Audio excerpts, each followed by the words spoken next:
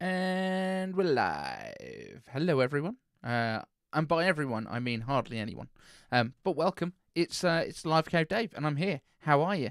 Yeah, good, good. We're live. It is all working. That's great. August weather. Hello. How are you doing? Nice to have you here. I assume we're going to have a few more people in the chat as we go through, but we have got some questions to answer that have come up in the comments from previous videos, so we're going to kick off with a few of those, and then as people join in, just drop your questions down in the comments section, and we'll be good to go. Christopher Gavin, hello. How are you, sir? It's good to be back. It is good to be back. Right, why did I just open my emails? I don't want to look at all of this stuff. Yes. Let's have a look at some of the questions that we've already got lined up. Let me just bring those up to the right part of the thing. Ron Mattison, how are you doing, sir? Very good to have you here. Let's jump into a couple of these questions. And yeah, if you've got any more questions about what's going on in the world of Apple, we have had some interesting news the last couple of days. Hello, half man, half tech. So we've got some stuff going on with Europe, where Europe is getting annoyed that Apple is following Europe's rules about the DMA, the Digital Markets Act, and the fact that Apple Silicon not coming to Europe might be anti-competitive somehow, even though they're only doing it because of the laws that Europe has passed. So that's going to be fun to play with. Jeff Crumpley, welcome, sir, from North Carolina. Thank you for being here. Yeah, we're gonna have a little chat. For some reason, my analytics aren't really updating, so I can see that you're here chatting to me, but I can't see that anyone is watching the stream, which is weird. So do say hello if you are watching. And the first question I've got from the comments that have come up in the last couple of weeks, because I've not been super active, and I apologise. We'll talk about that stuff again a little bit later in the stream. But the first one comes from Evan Rogers, and it is, Dave, do you think that Apple will update the iPad 11th Gen and iPad Mini this fall to the A17 Pro and A18 Pro, respectively, so that both devices can utilise Apple Intelligence? And I kind of, not those chips. We're going to talk about why. But yes, I do think the base iPad and the iPad Mini probably both going to be getting Apple Intelligence. Let's just say hello to a couple of other people, and then we'll come back to the question. Ross Neem, hello, sir. Big guest on your podcast recently. Congratulations, sir. And Christopher Gavin saying, "Oh, your Mac thing with the iPad screen looks like you've taken it apart." Yeah, it still works. I've just had to pull it open because I couldn't get to the power button because it's inside. Yeah. I had some keyboard issues with it, so I was playing around. And also, it's running Apple macOS Beta, so it's been a little bit unreliable. But we'll come to that stuff as well. But yes, it still works, so I can do this, and the screen will spring to life. See, it's still a thing that works. Yeah, so the iPads that we've got coming up for later this year, hopefully in the fall. 11th Gen iPad and the iPad Mini, obviously the best iPad, as everyone is, I'm sure, fully aware. I do think they're probably both going to get A18 chips. I don't think they're going to get the Pro chips. The iPad Mini might get the A18 Pro. It might get the same one as the iPhone Pro. But I think at least an A18 is going to be what we're looking for there. And the reason for that is the A17 Pro that we have right now in the iPhone Pros, very difficult to make. Seems to be the problem for TSMC. That node has been an absolute pain for them to build stuff on. My hair looks awful. Yeah, that node has been an absolute pain for them to build anything on. It's been very unreliable. It's had low yields, so I think that TSMC has been trying to abandon that as quickly as possible. That was also where the M3 chips were coming from, which may be why we've already gone to M4. So that's my thoughts. Naked Bananas is here. Hey, how you doing? Very good to see you. And Ron Mattison has a MacBook Air. Which one, sir? Which one? This whole stream is running on a MacBook Air right now. So yeah, I think we're probably going to see A18 because they're on the new node, the same as the M4. That is most likely to come in both of those iPads. But it might be the A18 Pro, as I say, in the iPad Mini. But don't expect that to mean it's a iPad Mini Pro.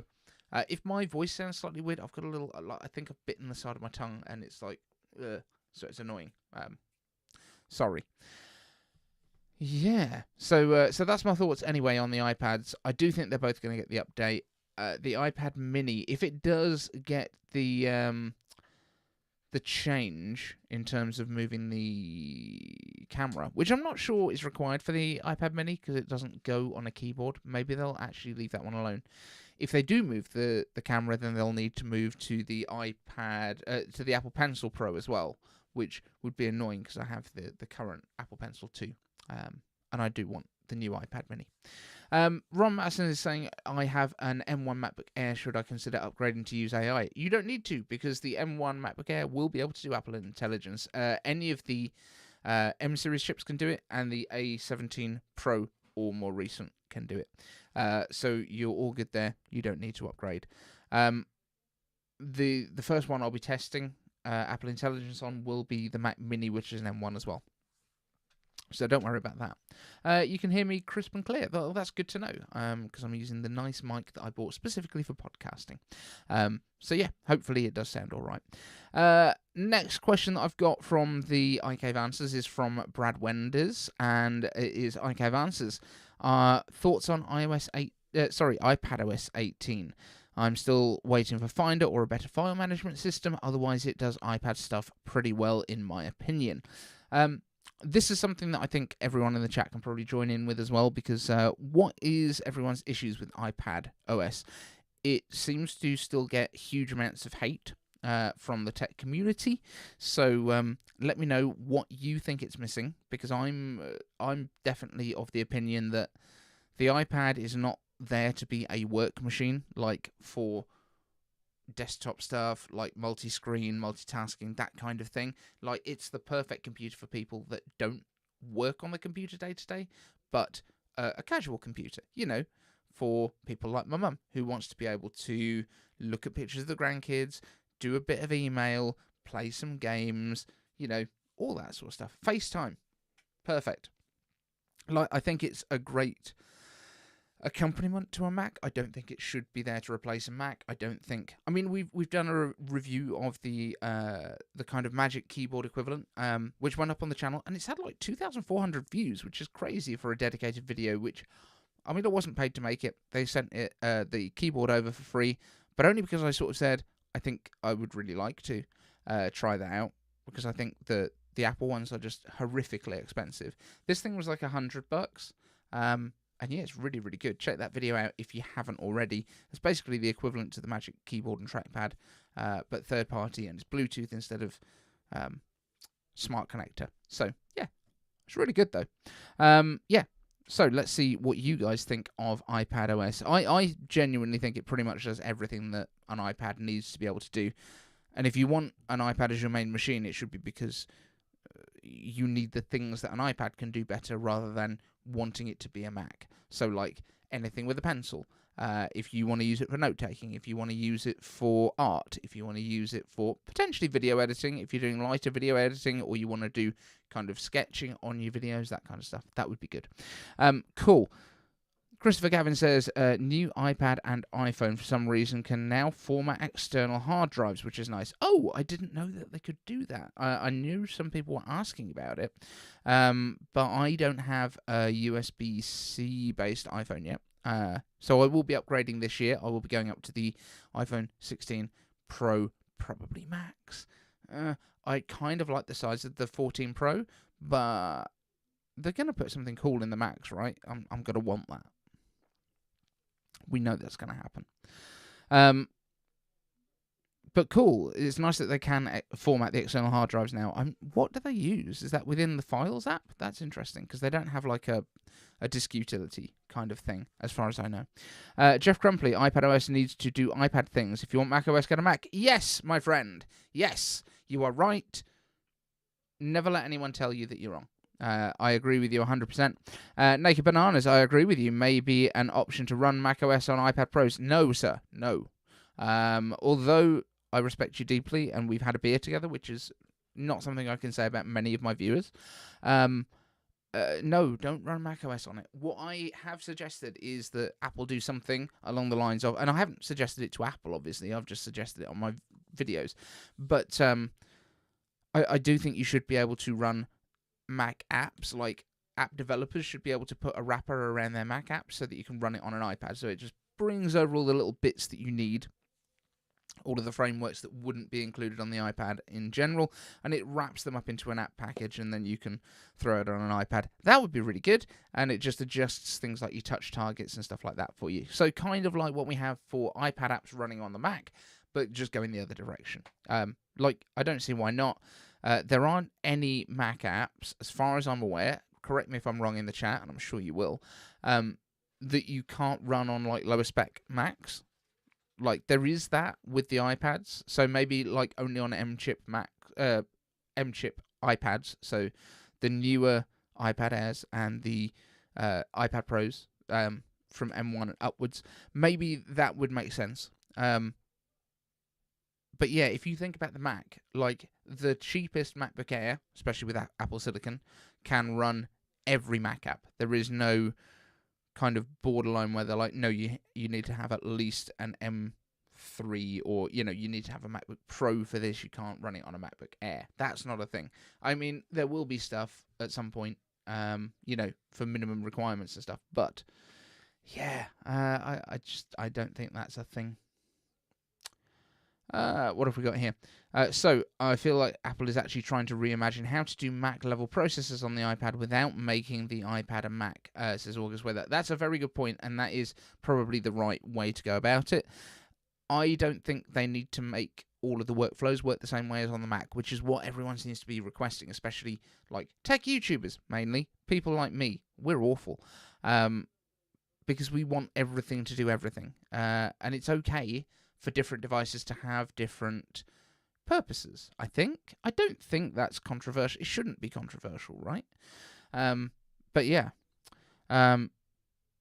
Slowcube is saying the Macs will probably have a bigger battery, I suppose. Yeah, I mean, for the phones, that's what I was talking about at the time. That makes sense.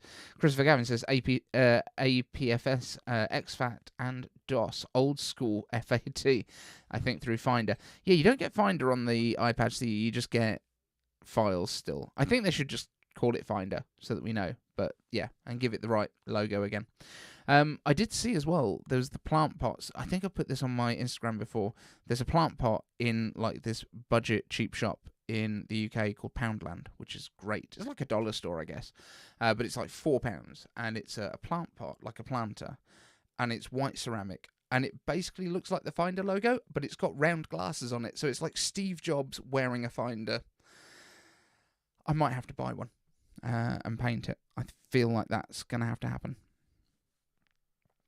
I saw it today and I was very tempted. But I have no plant to put in it. Groot covers my plants right now. August Weather. They know the more simplified OS of the iPad might appeal to the future generations that don't need all the super deep functionality of a Mac. Exactly. People that grow up with an iPad, more than happy with an iPad. They're not looking to have multiple windows on screen. We all complain, and this is a thing with my weird ADHD brain as well. Like, when I've got too much stuff going on my display, I get distracted really easily. If you've only got the task you're focusing on screen, that is going to keep you on task a lot better. And I think people kind of like the idea of just getting on with what they need to get on with so that they can move on and not spend all day in front of a screen like I do. But, I think that's a thing. Slowcube is saying that I've played Minecraft on my iPad Pro Gen 3, but not recently. My kids both play Minecraft, actually, quite a bit on their iPads. They've got the 9th gens. And it's great. I think it's really good. iPad should be kept simple. I agree. Cool. Yeah, I think that is the way forwards. I don't think we need to make it more complicated. I don't think we need terminal. I don't think we need all of that sort of stuff, which is good. It's good. Is it fun to be able to mess around with your Mac and potentially play around with some stuff? Yeah, sure. But it's also like way more productive to actually do your job, get your work done, get the stuff you need to do done, and then go and touch grass. Christopher Gavin, now that Vision Pro are in the UK, are you going to get one with all that great YouTube money? I do not have that great YouTube money, certainly not for a Vision Pro right now. However, I have used it already. More than happy to have a chat about that if you would like. I will go down to the Apple Store once they arrive, which I think is in about 2 weeks, and do the demo in store. I actually looked just before coming on here. And in my local store on the first day, you can still get in there for like 9:30 in the morning, so I might book that because it's like a Friday morning. I think I can get away with that. Pop in after the school run in the morning, and then go and do my job in the afternoon. That might be okay. But yeah, I'm not planning on picking one up at the moment. They are looking at potentially doing a cheaper one next year, is what we're hearing. So that would be much better for me. This weekend, sorry, not this weekend, like that's tomorrow, but next weekend I'll be down at Silverstone. I'm travelling quite a lot next week with work, and I'm back at work next week. That's good. So I'm down in Bristol for a couple of days, and then Silverstone from Thursday to Sunday. So it's a bit of a busy one.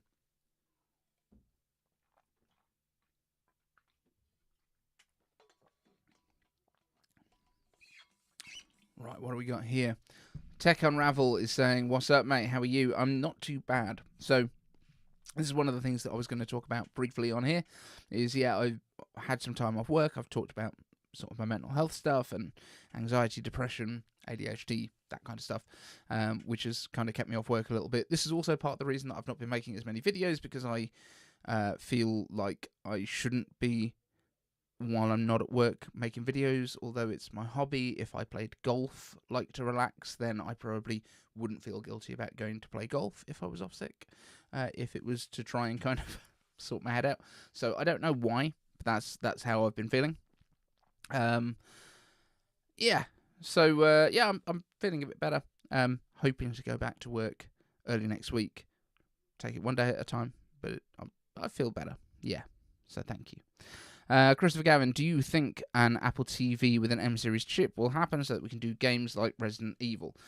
I don't think we need an M chip to do those. I think the latest iPhone chips will be able to do it. Basically, once they've got the ray tracing in there, that should be fine, because I'm sure the iPhones can do Resident Evil, right? The latest iPhone Pros. That's all you need to then put into an Apple TV. It just makes more sense. The Apple TV doesn't have to do multi-display at any point, so it doesn't need as many graphics cores. It doesn't need as much compute, so that kind of makes sense to me. But let me know if you think differently in the comments. It's very difficult, though, because if you go to an M chip, then you're basically talking Mac Mini. And how do you then justify that the Apple TV costs a couple of £100 and the Mac Mini costs 500, 600, 700? Yeah? That's where it becomes a little bit different. When will Apple put a locator chip in the Apple TV remote? Well, Find My now works with the Apple TV remote. It is based on Bluetooth and not on the U1 chip or the ultra-wideband chips. So it is a little bit different, but it works fine. It's not as good. But yeah, I mean, they should just throw in an AirTag chip, right? It makes far more sense. You're recharging the whole battery. It's going to make a lot more sense. So when will they do it? Hopefully in the next version, because they've obviously acknowledged that finding your remote is a thing now. So it would make sense. Slowcuber also says, I recommend classical Ritalin for ADHD if it works for you. I don't know if we get Ritalin in the UK. I'm still waiting for the official assessment on ADHD stuff anyway, so they're just kind of treating the other bits around it at the moment. Yeah, it takes a little while. But the initial assessment was like, yeah, sure. Probably is. Glad you're on the up, mate. Thank you very much, Ross. Glad you're addressing it, not ignoring it, onwards and upwards. Indeed, Naked Bananas. Yeah, you got to do the right thing, and yeah, I've got people to support me and stuff, so it's good. It's good. Slowcuber says, what? And I don't know if that's about the Apple TV remote or Ritalin, so we'll come back to that. Will the iPhone get thinner like the iPads, for or against it? So, yeah, this is actually a video that I've got in my head to make, and thank you for reminding me. We will do a video on this, and let me add it to my notes now, because otherwise I will forget, because that's how ADHD works. If I don't write it down, it didn't happen. Thin iPhone video. And all of you guys that are watching right now, you have to watch it still. You can't just skip it because we're going to talk about it now. Okay, that's the deal. Everyone agree down in the chat? That'd be grand. So, yeah, thinner iPhones. Yeah, it makes sense. I mentioned this in one of the videos a couple of weeks ago, probably. if we are getting, obviously we've got the thinner iPad Pro now. If you think back to 2018, bumping the desk around. If you think back to 2018, we got the flat-sided iPad Pros. And then in 2020, the iPhone 12 came with the flat sides. So the iPhone kind of followed the iPad Pro's lead. We've now got a much thinner iPad Pro. This year we're getting basically the same iPhone. And then next year we've been hearing that there's a much thinner iPhone coming. So it's been reported as being called the iPad Slim, or the iPhone Slim. It's not going to be called that. It's not. That's just not a thing at all. However, what I have a feeling they might call it is iPhone Ultra. I mean, that makes the most sense to me, because they're also saying it's likely to be more expensive than the iPhone Pro, which, okay, it better have some great features. But it kind of fits in with some of the other rumors that we've been hearing. So we'd been hearing about a mid-size display, so in between the current Pro and the Pro Max size. I would guess it's possibly going to be the first tandem stack OLED that we get for an iPhone, potentially. That would make sense too, because they seem to be very, very thin and very, very bright. So I would guess that's what they're going to do. But yeah, I think that's what they'll do. And I think it will probably be called the iPhone Ultra, because iPhone Slim doesn't make sense. If you remember all the way back to when the iPhone 7 was coming out, we heard about the iPhone Math coming as well, which was, of course, in fact, the iPhone 7 Plus. So it's just kind of those words getting lost in translation a little bit. It's a math symbol.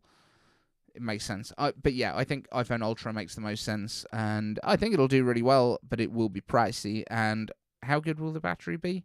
Let's see. However, I do think this year we might get a real good bump in the iPhone batteries, and the reason for that is, even though they're not getting much bigger, look at the M4 in comparison to the M3 and the M2 on the previous node sizes. In terms of battery life, like, they managed to reduce the size of the iPad Pro battery dramatically and still get the same 10-hour battery life. So if the batteries are about the same size in the iPhone, we could be getting insane battery life this year, which would be fabulous. Hi, Michael. Michael's Tech Talk. How are you doing? Thank you for being here, mate. iPhone Air, maybe. I do like the idea of it, but I don't see them going iPhone Air more expensive than iPhone Pro. Just because, not that Apple gives a shit what Air means anymore. Anyway, which we've established at this point. It's the cheaper MacBook. It's the slightly more expensive than the base model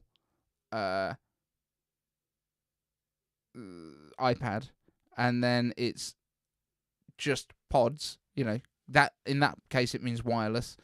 And it used to mean wireless in terms of AirPort, because it was wireless internet. It's just very, very confusing what they actually mean by Air anymore. So, sure, maybe it means Air. Maybe it means the most expensive but thin again. But then why wouldn't the iPad Pro be Air? None of it makes sense. I'm giving up on Apple's naming conventions at this point. Someone needs to do an intervention, I think. Right, running back through the comments that I missed here. AAA games on iOS and iPadOS are not off to a good start. Do you think they will abandon this idea? They're actually off to a pretty good start. It's the Mac where they've not been selling particularly well, but I also think people are used to paying much lower prices on iPhones and iPads for things. So I think there's definitely going to be like a build-up where they need to go like, oh, it's $10. Oh, this one's $15. Oh, this one's $18. This one's $21. Like that kind of thing, rather than doing it the other way. Oh, am I doing the emoji thing? Oh, cool. We can do all of them. So this one I think is balloons, maybe? Yeah, balloons. That's the birthday stuff. We can go lasers, like Craig Federici. This is a good one. Maybe. Doesn't want to play now. Of course it doesn't. There you go. Yeah, all of that stuff works. It's good.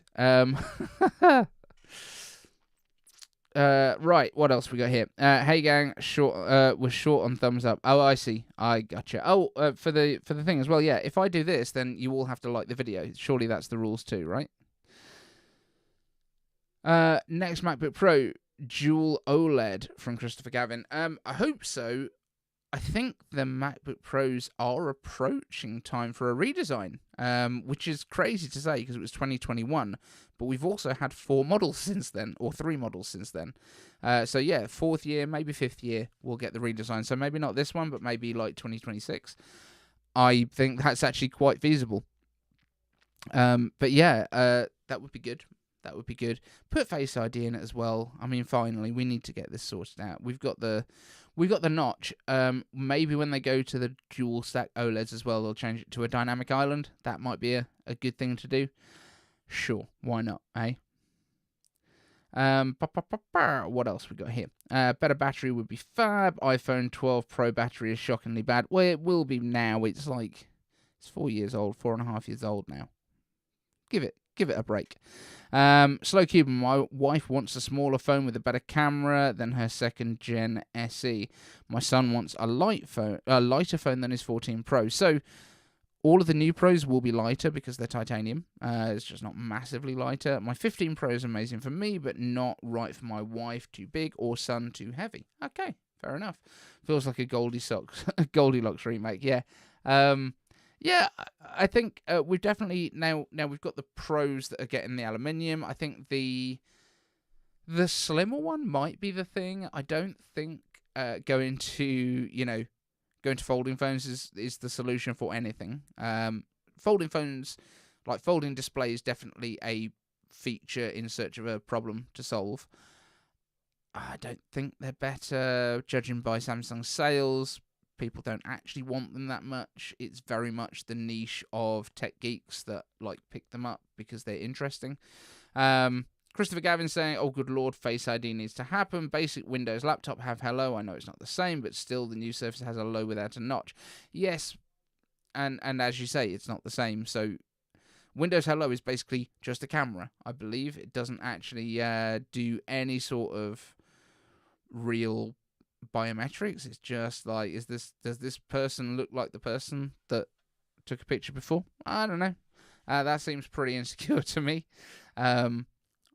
Face ID, the reason they haven't done it yet is because of the depth that you get within the device to physically fit it in, and that's not an easy task. Like the lid of a MacBook Pro is not a thick thing at all.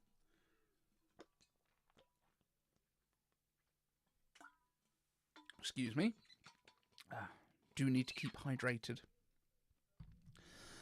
So yeah, that's always been the issue so far. Hopefully that will be something that they can resolve at some point soon, but Windows Hello has got nothing on Face ID. I wouldn't want Windows Hello to protect my bank login details, for example, or my keychain. So there's that.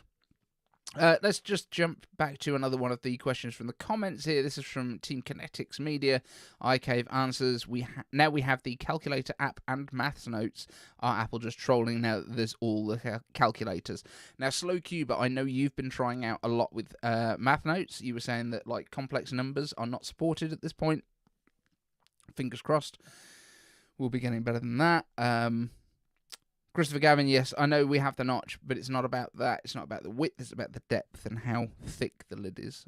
The sensors that go into Face ID are pretty deep. That's why when you look at the back of a phone, let's just grab this one for an example. That's why you never have 4 cameras or the inset camera on this side. You always have it in the middle here, because behind here, that's where all your Face ID stuff is. So that's they can't physically fit a camera sensor on both sides because there's just not enough physical depth in the devices, and there certainly isn't enough in the top of a MacBook. They're just super duper thin. I mean, what's the MacBook Air? It's 2.5, 3 millimeters tops. So yeah. Anyway.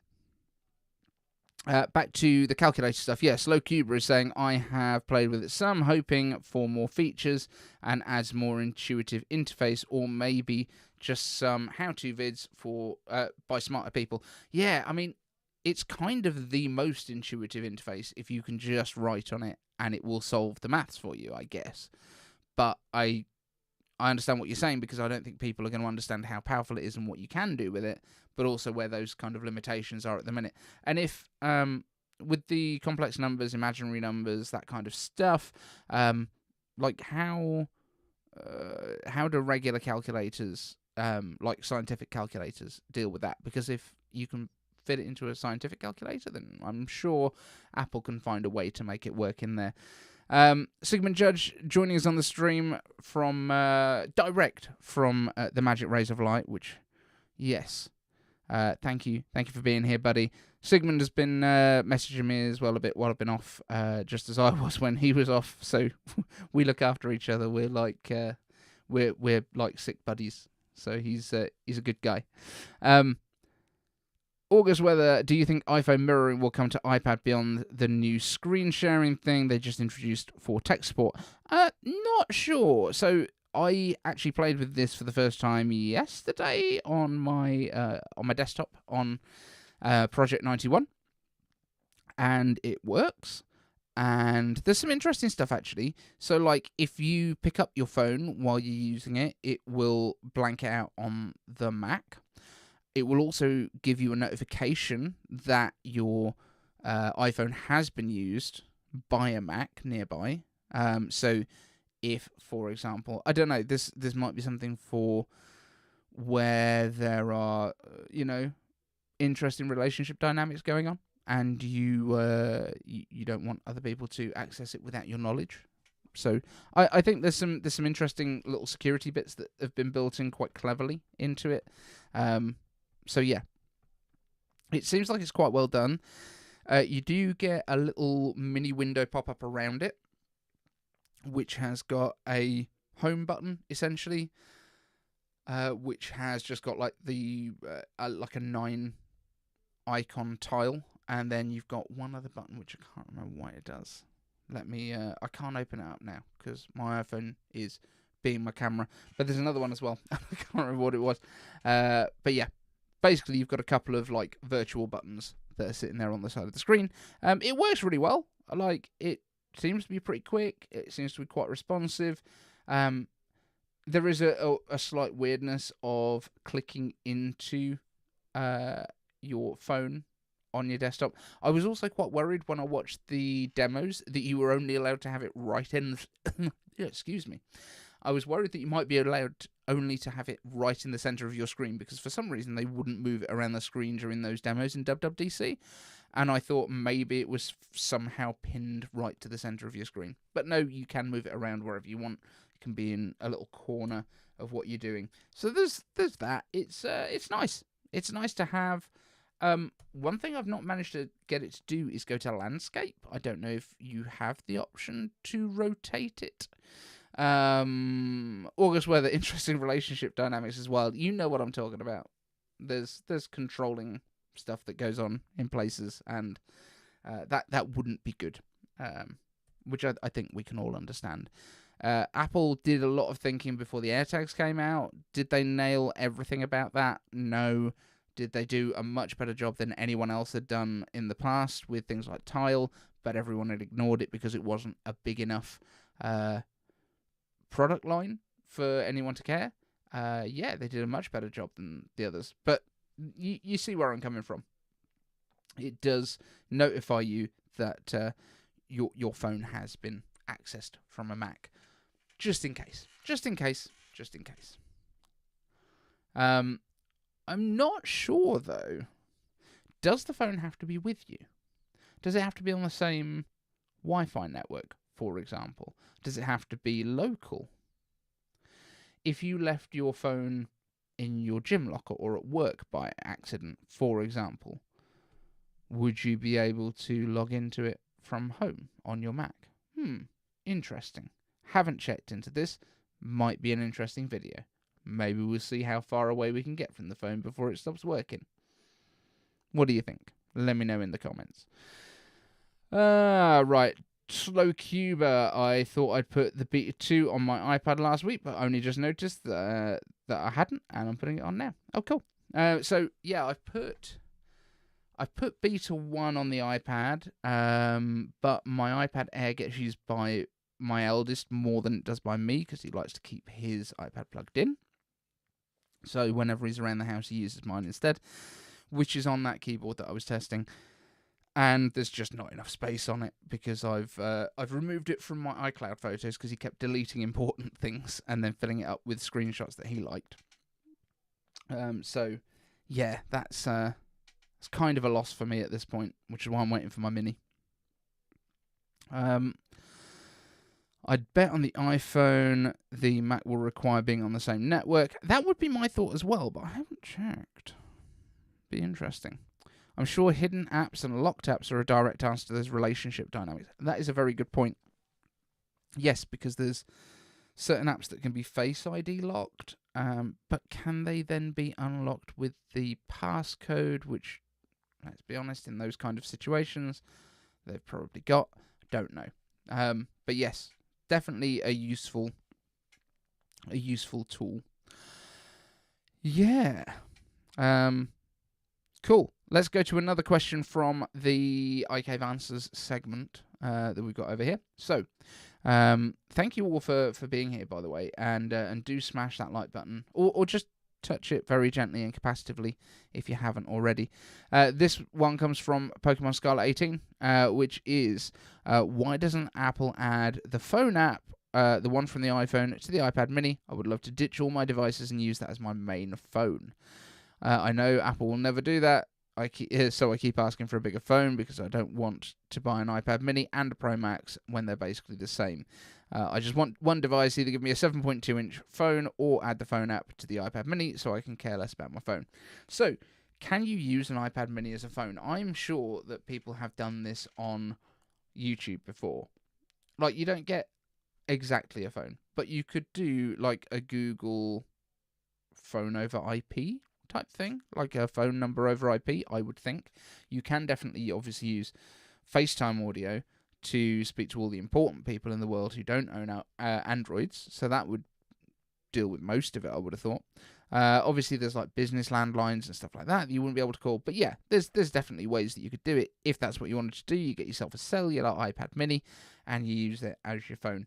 Or you go for a cellular Apple Watch, set that up without a phone. You use that for your other phone calls, and you use your iPad mini for everything else. That might just be a really good way of working. Let me know your thoughts. So that's the thing there. I would also say, though, that like iPad mini and iPhone Pro Max, even though the numbers are kind of similar on the display size, because the display on the iPads are more kind of 4x3-ish. They're not quite 4x3. But you know what I'm saying. They're like more the size of a piece of paper, as opposed to the extreme wide screen of a phone these days. It's a very different amount of actual area.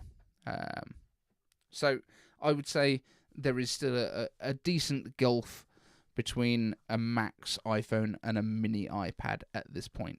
iPad Nano, that was basically a Pro Max phone. That'd be interesting. iPod Touch Plus. I don't know. I don't think the iPod Touch is coming back either. And this one comes from David Black. This is iCave Answers with Vision Pro likely to see an international release at WWDC. Spoilers, that happened. Where do you think Apple will go with this new product? Is it a gateway to a reimagined way of living with technology that will allow Apple to retain its reputation as an innovator and disruptor going forward, or an expensive detour from Apple's product roadmap? I think the plan for it is definitely we get to glasses eventually, right? We're not going to be looking at big headsets forever, hopefully. I have tried it, as I say. I've tried Vision Pro and I love it. It was great fun.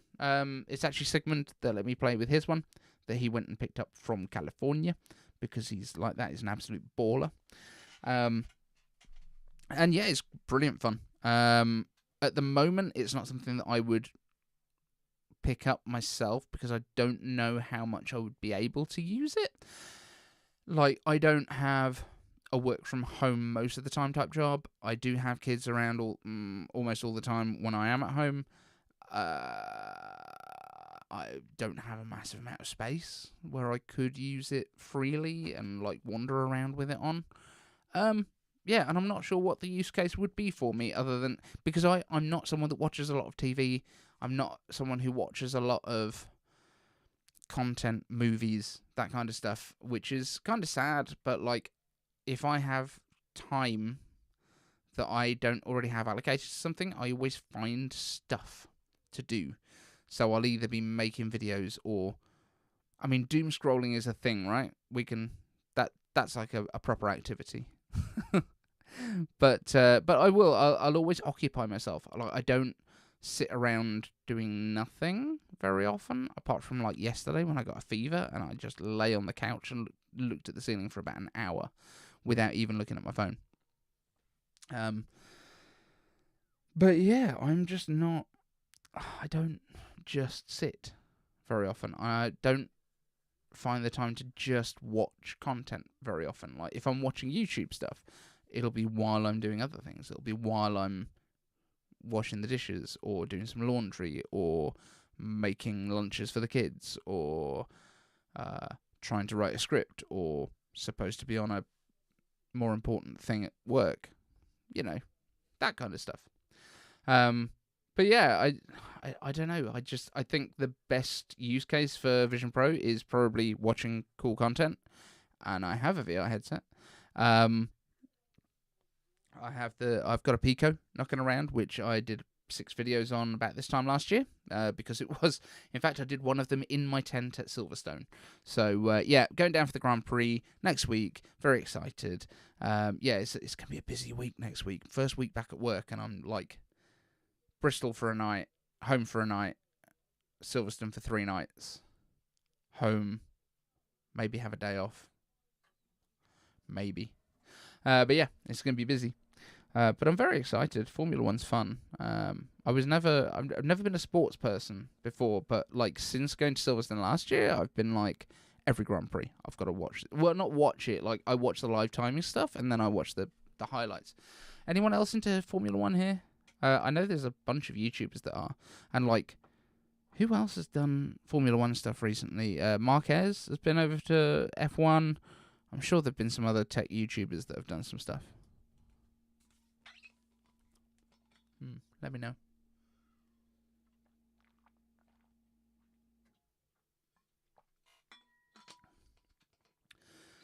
Slow Cuba. Lol was about the doom scrolling, not the fever. Yeah, I know. But yeah, yeah, I haven't got that much to talk about today. Like, any big stories in the news that I've missed that you guys think we should talk about? There is definitely the Europe thing, where Europe isn't getting the early rollout of Apple Intelligence or iPhone mirroring on the Mac or something else because of oh, hey, Rob Lincoln, hey, how are you? Yeah, there's that, and now Europe's mad that Apple isn't gonna do that stuff. Yeah. Keep us updated on Bristol nightlife. Yeah, we'll be down there. We'll be going to some accounts because I'll be there. It's a work thing, so we're going to go and do that. Slow Cube is saying I prefer EVs to Formula One. Have you seen Formula E? It's kind of great. It's Mario Kart with real cars. It's cool. So they've had like power-up zones where if you drive over them off the racing line, so you have to go a little bit slower, but then you get like a power boost for a lap or something. It's great. Like, and the fans can vote for a car to go faster. it's absolutely bonkers, but it's really fun. Yeah, that's definitely worth a look if you haven't seen it before. Yeah, Naked Bananas, Bristol nightlife. We are going down for a work thing, so there will be some account visits in the evening. We'll go and have a bite to eat and stuff, but it's not going to be like crazy nightlife because it's going to be a Tuesday. But yeah, I'll let you know what it's like. Formula E, yeah, it's really fun. And they do, like, some of them are indoors as well because obviously there's no fumes and stuff. It's a lot quieter, I think. Maybe a bit squeaky on the tyres. But they do, like, Monaco and stuff, I think. Yeah, go all around the place. And that's the reason as well that Formula 1 can't do electric-only cars because Formula E has got the exclusivity until, like, 2036 or something, I think. But yeah, So yeah, I'm going to be quite excited with that. I still also do want an EV. I still do want to get my hands on one. If you guys haven't heard of it, the MG4 X Power is the one that I really want. It's like basically Porsche Taycan or Audi e-tron pace for like 36 grand. It's like bonkers. Rob Lincoln, as a kid, Dad took us to Watkins Glen in upstate New York. That's where they should do the New York Grand Prix. I think they should take the Formula One up there. The only thing I remember is it being really loud. Yeah, they're actually quieter now because they've gone from like the V10 and V12s to like hybrids, but they're still quite loud.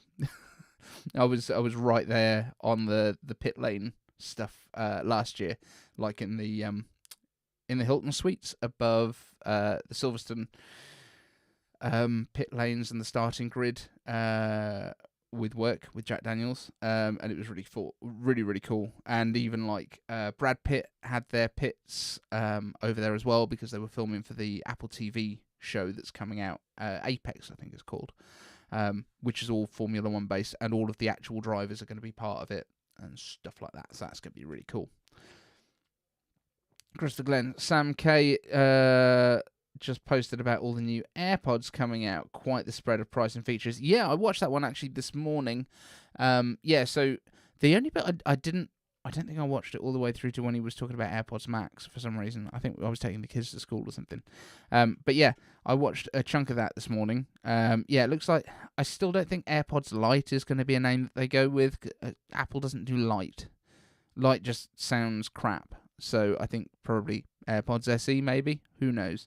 But yeah, put them in the same shape as the AirPods 3rd gen, which is what I've been using since they came out. Like literally the day of release. I've been using them since then. No discernible change in battery life that I can see.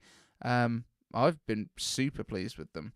But the AirPods 4, I think he was mentioning about having multiple versions, potentially one of them having ANC, I think, active noise cancellation, ANC even. Try and get the words right. Yeah. So I don't know.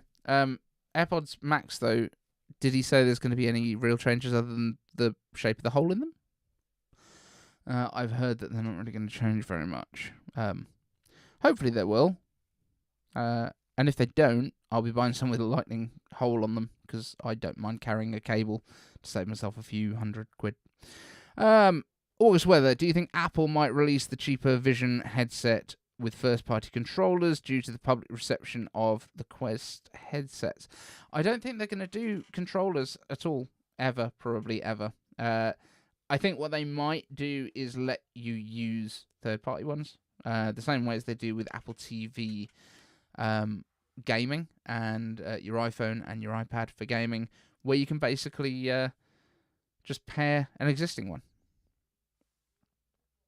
Oh.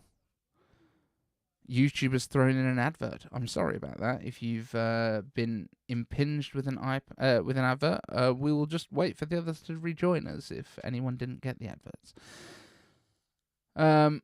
Christopher Gavin, nope, USB-C and new colours. Yeah, that's what I thought. To be fair, I would like them to get lossless over a cable because you can get that on Beats now, so why not? Right, let's see. Dodge is coming out with a new BEV full-size coupe under the Charger name tag. Looks super if you dig the classic muscle car look, which I do. There is, I don't know if you have the Mach-E, the Mustang in the US as well, which is a little bit more kind of cross between a Mustang and like an SUV kind of crossover. It's alright. It's alright. It's not as cool as a Mustang. Mustangs are really cool. That's what we rented when we went to Vegas. But yeah, Slow Cuba. Still love my AirPods 3. Use them for several hours every day. When mowing the grass, I wear some cheap Ray-Ban knockoffs under my hearing protectors to listen to audiobooks. Fair enough. Yeah, I mean, when I do the lawns here or I vacuum, I always just throw my AirPods in because then I don't have to have like stuff on as loud to try and drown out the other noise and just replace it. The AirPods 3rd gen are great. There was a few people that didn't like them at the beginning either. So, oh, okay, the AirPods won't fit under your ear cups. That makes sense. Yeah. So, if you've got any more questions, guys, chuck them down in the chat and we will cover them. Did I watch the Rivian showcase, the smaller cars? Great. I've seen them. I didn't watch the showcase. There's a lot of stuff going on at the minute. Like, Google have got an event coming soon. Are they trying to squeeze out the next Pixel phone before the iPhones come out? Maybe. Are they going to get into double-digit % of market share in America? Probably not. Like, nobody really cares. Like, the Google phones are nice, but nobody actually buys them. Same with the expensive Samsung ones. Like,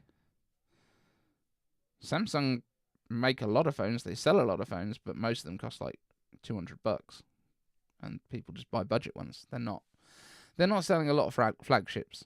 Apple is the only company that sells a lot of fairly pricey phones, to be fair.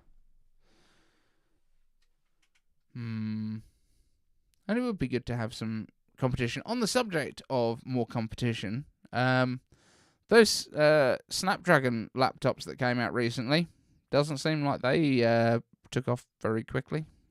Would have been nice if they'd actually been good. Rob Lincoln, yeah, not a big fan of the SUV Mustang.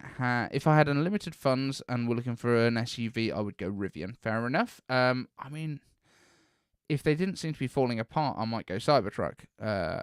You can't get them in the UK and probably will never be able to buy them in Europe because they're far too dangerous for pedestrians, but I still think they look cool, even if I don't like a lot of Elon's stuff. But yeah, you know, I always thought the Cybertruck looked cool. Can't help it. I just think it looks cool. Christopher Gavin, have you seen Max Tech and Luke Miani matchups against the E-Elite ARM chips?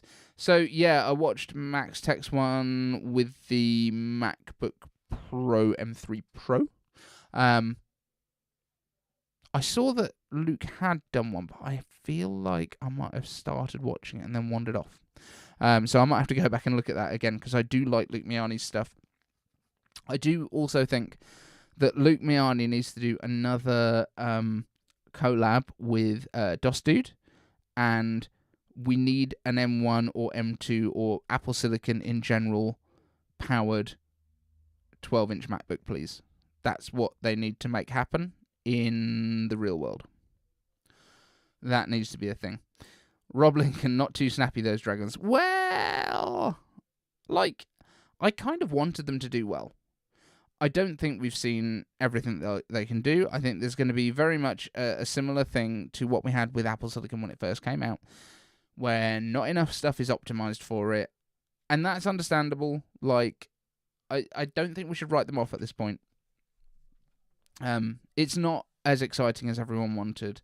There have been people complaining on Twitter that Tech YouTube was super excited when Apple Silicon came out, and not enough people are talking about these Snapdragon laptops, and I understand it. I understand why they're disappointed.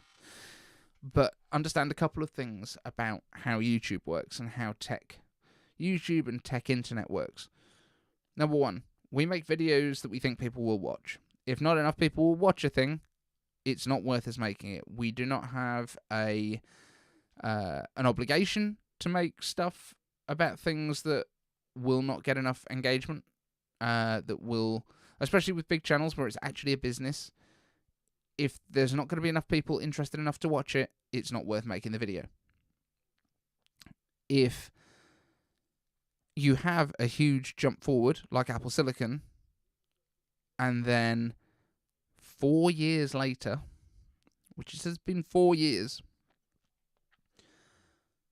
Qualcomm, who have been making phone chips forever, finally get round to making something for a desktop-style application, and it's kind of good, but not like...